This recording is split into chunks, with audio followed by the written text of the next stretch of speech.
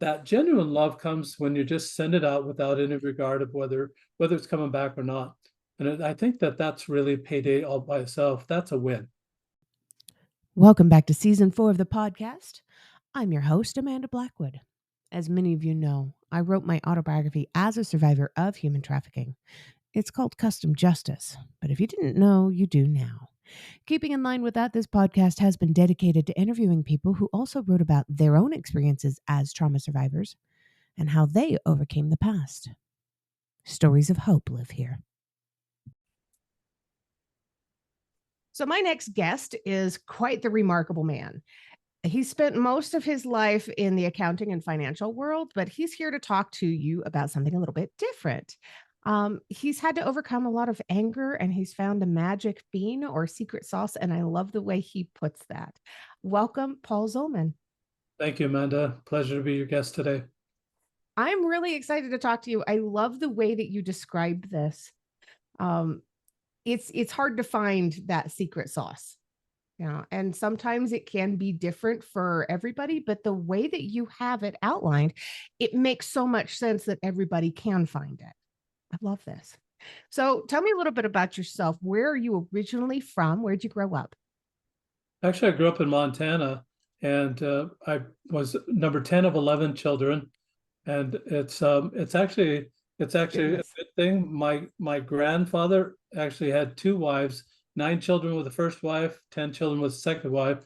So 19 children down to 11 children. And Amanda, I only had 8. So we're making progress on the generations. That's what we're doing. Oh my goodness. That's a lot of kids. It is a lot. So what was it that you had to deal with that kind of set you on this path in your life? My father graduated from 8th grade and didn't get any more schooling and became a truck driver. He was gone through the week, and on the weekends he'd come home. And on Fridays, he always dated my mother every single Friday. I don't ever remember him ever missing having a date with my mother on Friday. And it was just one of those things that I admired. I have not been able to keep up that pace, even with my own in my own adulthood. I've not been able to do it. Something's always coming up. There's always a game, or there's always something going on Friday night. And maybe it was a simpler life at that time. But my father was not very creative about the date. It was always at the Maverick Bar, and it's always over alcohol. And in that time, it's just as couples, when they get back together after some absence, they're going to say, well, how was your week? How was your week? And they're just going to kind of do the rundown. Well, being number 10 of 11, I can imagine, I was never there, but I can imagine my mother starting at the oldest child and their boys, all of them boys. I'm the only thorn between 2 roses. I've got an older sister and a younger sister, but all the older ones are boys. So as boys will do, they're like puppies. They'll wrestle, they'll roll around, they'll swat each other, they'll do this and that, and they just do annoying things that would annoy my father. So my father's doing this. He's getting annoyed, Amanda. He's getting annoyed. He's getting annoyed. He's getting annoyed. By the time my mom's to number 10, he's way annoyed. He's ready to blow. And so I felt like because of that situation, I got a lot of the brunt of everything. That, and coupled that, I'm between 2 girls, that if I look cross-eyed at those girls, my father is going to be all over that, just because of the respect he had for women. And you can see by taking my mother out, he had a huge respect for women. So it was not fun to look forward to the weekend, that's for sure. I would either get the belt or I'd get a severe spanking. And it was just really other types of abuse as well. There were the words. And I realized that anger has its own culture, has its own vocabulary. It has its own humor. It has, or its own put downs, so to speak. Everything's a dig to somebody else. And it just was a life that I did not want to stay in. So when I was 17, I moved out, and it was after my junior year of high school. I moved out and moved in with my brother. He had 2 children, and those 2 children were the cutest as could be. And he was a really good father. But I also noticed that he had the same issue, that he'd be annoyed, and then he'd flash. And then when I started having children with my wife, I noticed that I had that same problem. I'm annoyed, annoyed, annoyed. And I think it became a generational thing, Amanda, something that was passed down from my grandfather, even possibly before my grandfather, because we really learned kind of the patterns that we have in our life from our parents.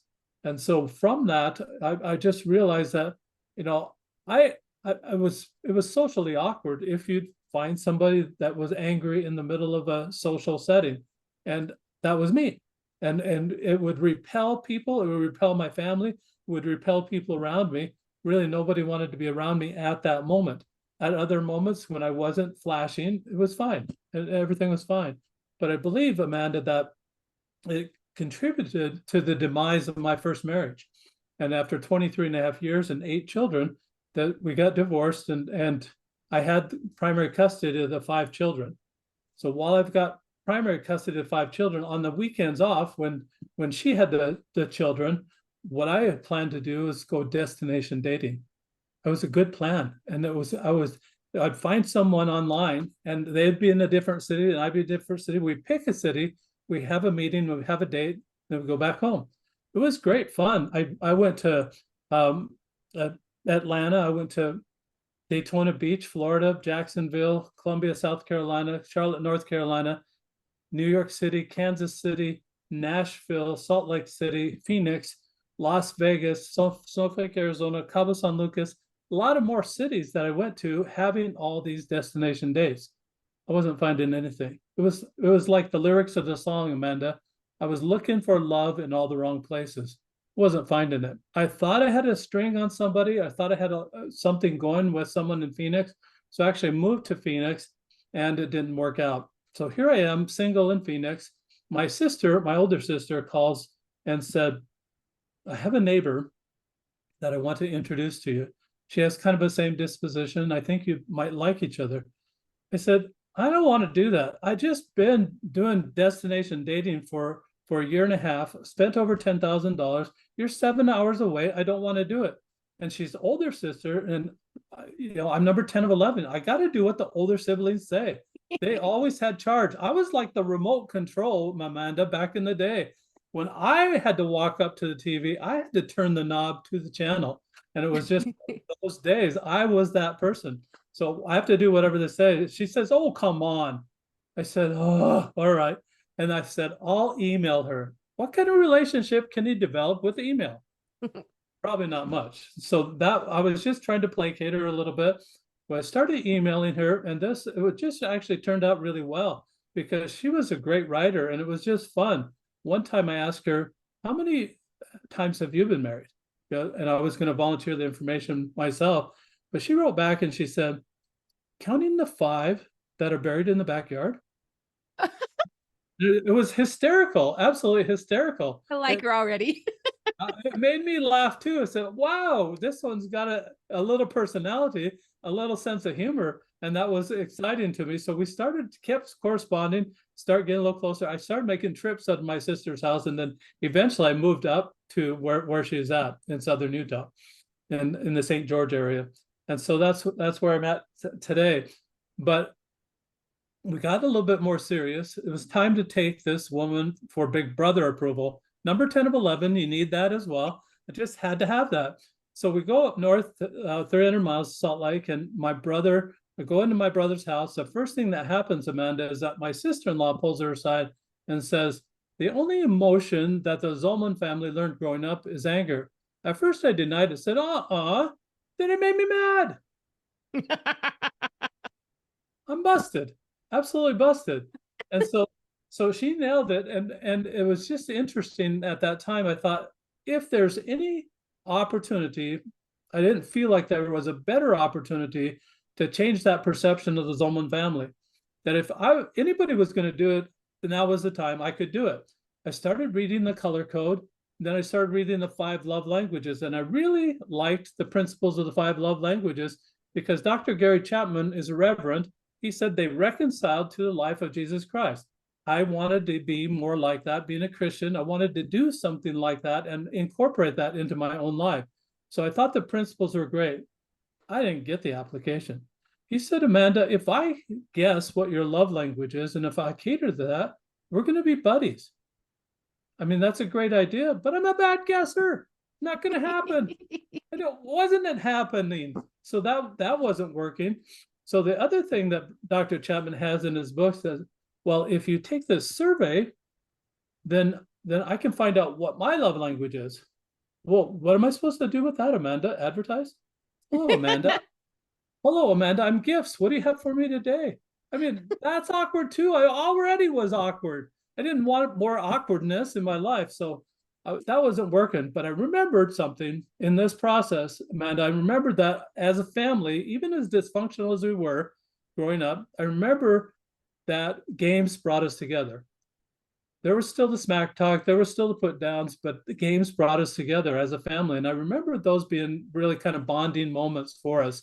And as we bonded, it was just good times. So I thought, what if I could make this a game? So I contacted Dr. Chapman and said, Dr. Chapman, are you licensing those little pictures, those little icons that you have for each one of the love languages?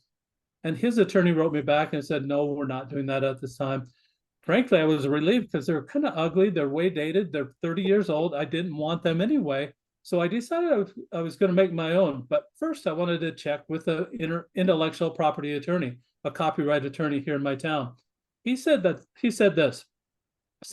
theory, like the love language theory, is not copyrightable. Application is. So how you present it and how you apply it is. They didn't have it as a game. So what I decided to do is make my own icons and put it on a die. So that's what I have. I was just going to ask you if you had those handy, if you could show those. Those are so great. I love them. Yeah. So there is a hand holding a hourglass that represents time. Hand holding a platter that represents service. Two hands together creating a heart that's with a conversation file. That's the words. Two hands touching each other. That's for touch. And then gifts. A hand holding a gift. That's for gifts. 5 love languages, 6 sides on a die. The 6th side I named it myself. It's called Surprise Me. So there's just 2 instructions, Amanda. You roll the die every day. That's the love language you practice all day that day. So for the Surprise Me day, what you're going to do is random acts of kindness. But all the other days are going to be self-explanatory. You're going to serve, you're going to spend time, you're going to touch, you're going to give gifts, you're going to have the words. You're going to say the words, help compliment people on what they are. And most every day you can use the compliments, you can use the words, or you can use a combination of all those every single day. But you want to really focus on one every single day. And the reason for that is because over a 30-day period, I've found that you actually get to know these love languages backwards and forwards. You become a linguist with that. I like to call it a love language linguist. Sexy title, Amanda, I know you want that. Everybody wants that title. You want to put that on your resume because when you go to that employer's going to say, what the heck is a love language linguist? And you're going to say, I just love people. They want their customers loved and they want a loving environment within the workplace. It helps with production, makes it a whole lot more productive to have it loving rather than a hostile environment. With those 2 things, your resume will rise to the top. The other thing that happens is that it actually improves your peripheral vision, that you can see it when it comes your way. Most people only are able, according to Dr. Chapman, and I would have to agree, most people can only see to receive love as their own primary love language. Whatever it is that they love, that's the only thing that they think might be love. Other things might be nice, but their love language, if it's sent in the way they like it, they think that's love. So it's just a different degree. What the peripheral vision does for you, say, oh, they're loving on me. It's not my primary love language, but I can respond appropriately to that, knowing that they're sending love. And it just changes the whole communication. It really changes the dynamics of any relationship to know that when people are loving on you, you can recognize that they're loving on you, even if it's not your primary love language. And so we want to make that expansion there with that. And so that's kind of where this whole thing took me, from anger all the way to love. And what I found doing this, Amanda, is that I was no longer annoyed at other people. I didn't have time to be annoyed at other people. to say what's wrong with that person or go down that critical path or judge them. Didn't have any time for that, because in my mind, what the new mindset was what's right about that person. What can I love about that person? And then focus on that and express love, watching for when they light up. When they light up, that's their primary or their secondary love language. Just take a mental note, wash, rinse, and repeat. No longer, Amanda, do you have to pause the relationship, say, excuse me, could I have you take this survey so I know how to love you?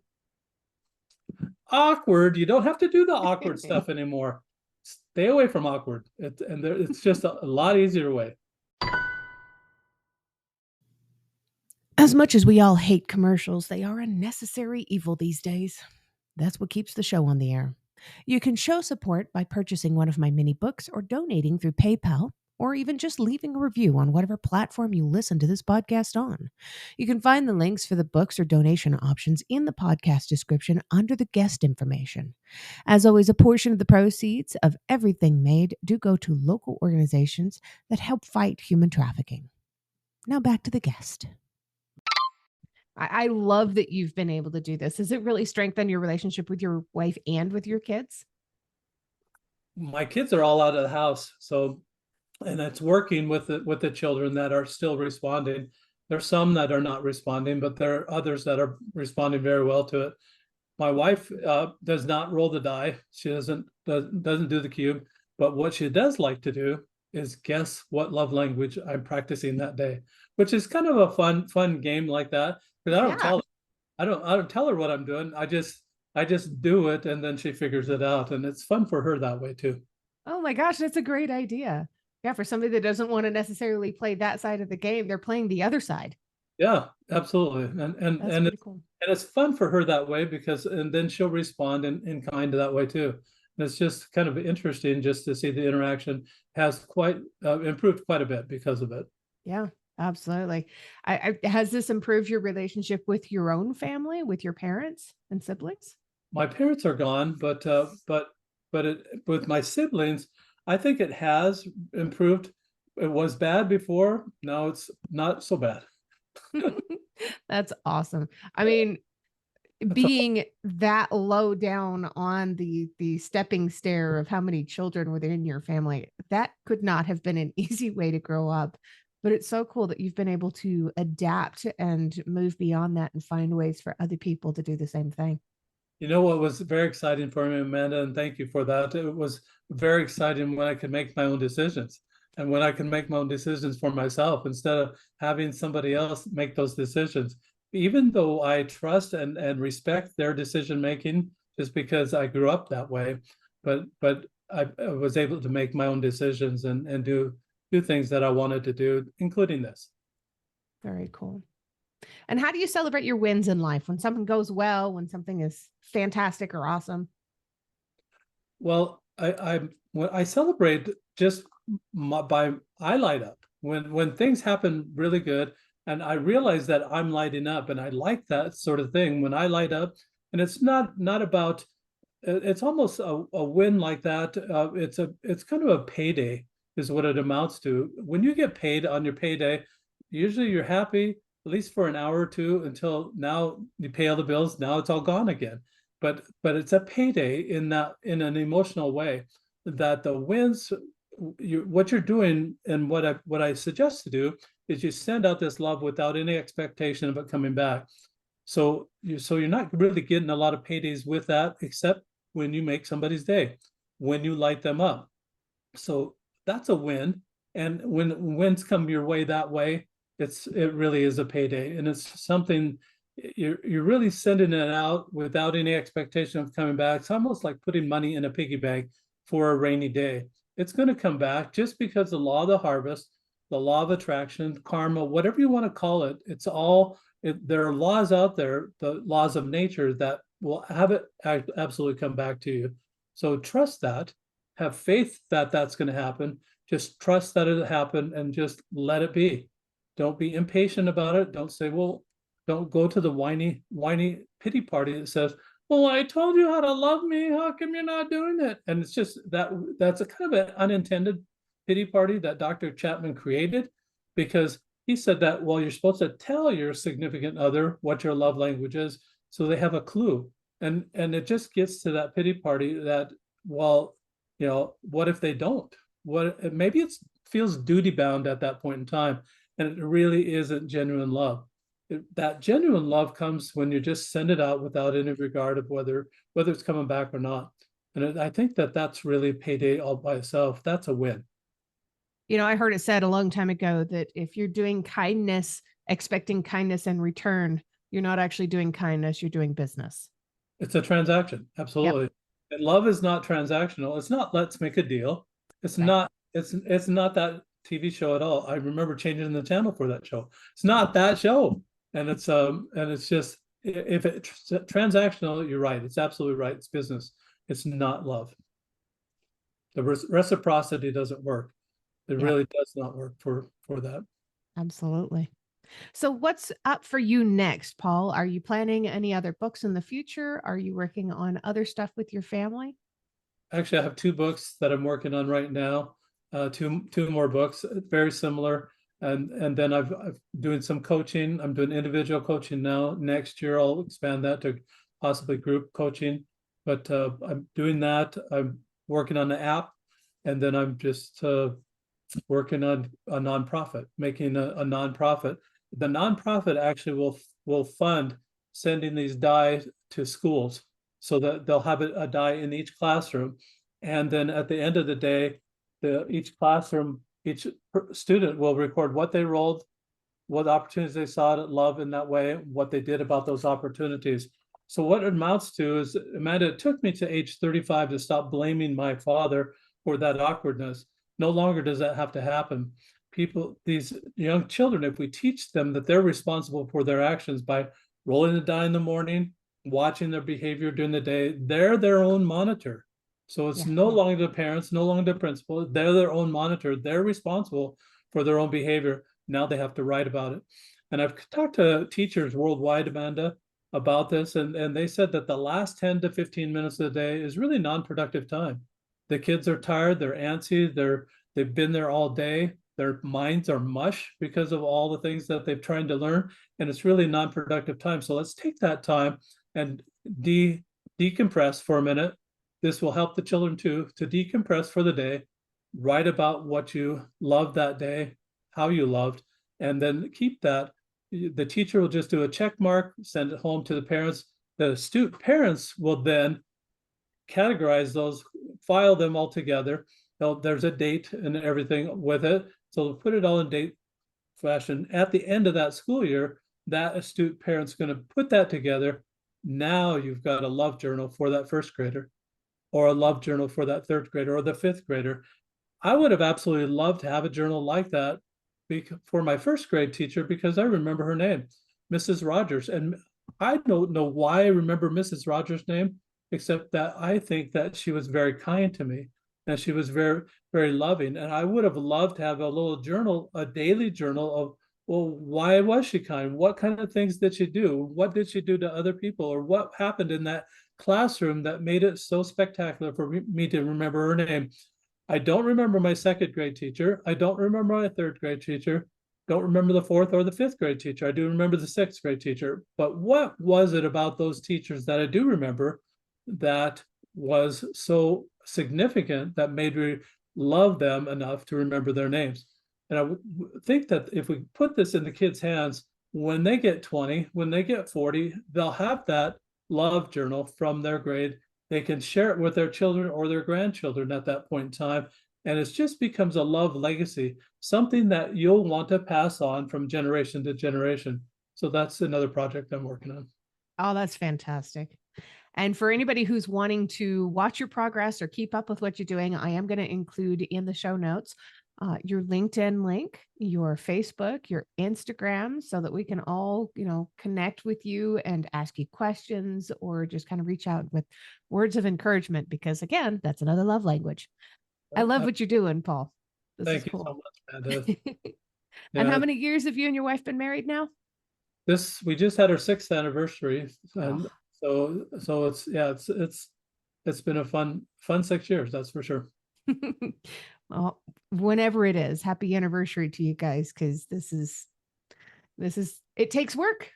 It takes a lot of work to make a relationship work, especially when you have had to deal with some kind of issue like anger or trauma or anything like that in the background. It takes a lot of work, and you have you have done the work. I'm impressed.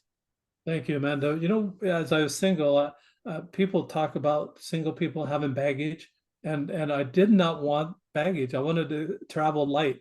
And if you ever take any flights right now, it's much easier to travel light. You don't have to go through all everything that has to go with check-in luggage or anything like that. Just travel light, and get that baggage out. Just determined to love, and then just try. I found, Amanda, that the same thing that was happening with me becoming angry now is the same thing that happens with loving. That as I do out loving kindnesses and stack those loving kindnesses one on top of another, you get to the higher laws of love, like mercy, like compassion, like intimacy, like forgiveness, like sympathy or empathy. Those are the higher laws of love. These are the basics. These are the stair steps that will get you there.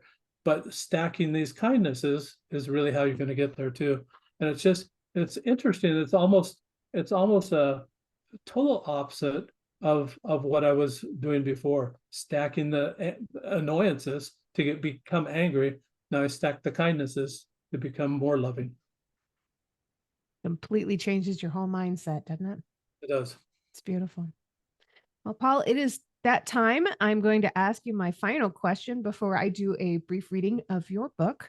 But my final question, I'm just going to let you into the episode with your words.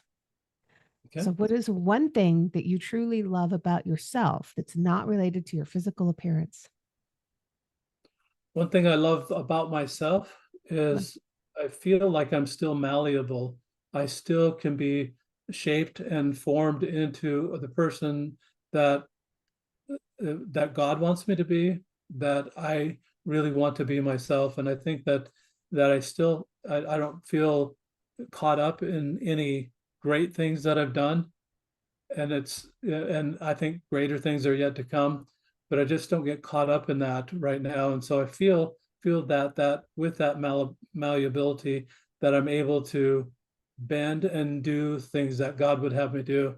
I'd be his remote control if he asked me to do it. And just being number 10 of 11 children kind of taught me that, and just had that humility there. And I not claiming that I'm humble, because I'm sure I have other things that could humble me even more than I feel that way right now. But I really think that I'm teachable. I can learn more things, and there's a whole lot more to learn. And I have a lot of making up to do for the times I was ever angry. So I feel like I'm at a race right now, and I'm running as fast as I can, and I'm grateful for my health. I like my health, that I can run and just not be weary that way.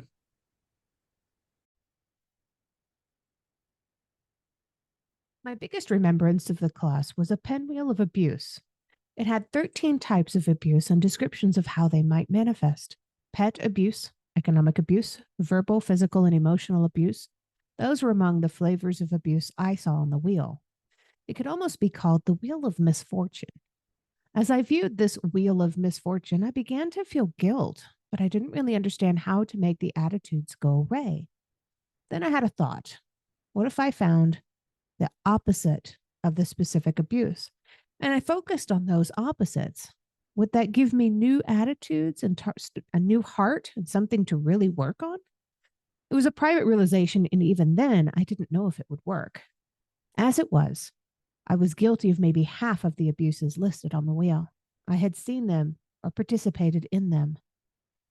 This was an eye opener for me. So much damage had been done, and I didn't know how to remove the pain I had caused. Eventually, it ended my marriage of 23 years and 8 children. My wife looked elsewhere for love. Even though I may have caused the problem, she wasn't allowed in my book to go find other men. Well, she did, and we ended the marriage relationship. I had to make better choices. Anger seemed to be more of a knee jerk reaction than a choice, but it also seemed like a choice not to find a substitute for the thoughts leading up to the reaction. How was I going to make a change? And reviewing the opposites on the wheel, I realized that in every case, love could have been the answer rather than abuse. I knew I needed to either look for love or learn more about it and make a determination to practice love no matter what. I needed to distance myself from the events that put me in hot water. I soon realized that love is also a choice. It is a two-way street. I came to realize that we only have the power to give love away. What comes back to us is really not our choice, nor would we want it to be our choice. Controlling or manipulating what comes back is exactly that, control and manipulation. Our reaction to what comes back is our choice. Love given freely seems to be love truly given from the heart. Love that is extracted or forced is less than the feeling of love. It's something else. My journey has given me insight and knowledge about trying to make love happen. But just like the song, I was guilty of looking for love in all the wrong places. It's kind of a catchy line of lyrics, but there's meaning behind it.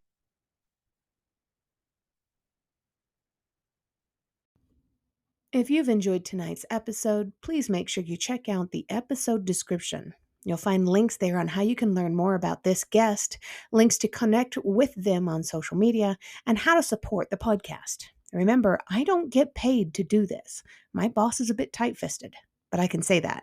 I work for myself. In short, this show really is all about the guest. If you've enjoyed their interview, please feel free to let them know. You can also tune in to the other podcast, Growth from Darkness, which is co-hosted by a lovely lady from Australia. We talk about what trauma responses are and healthy ways to move beyond the past. For more information, just go to growthfromdarkness.com.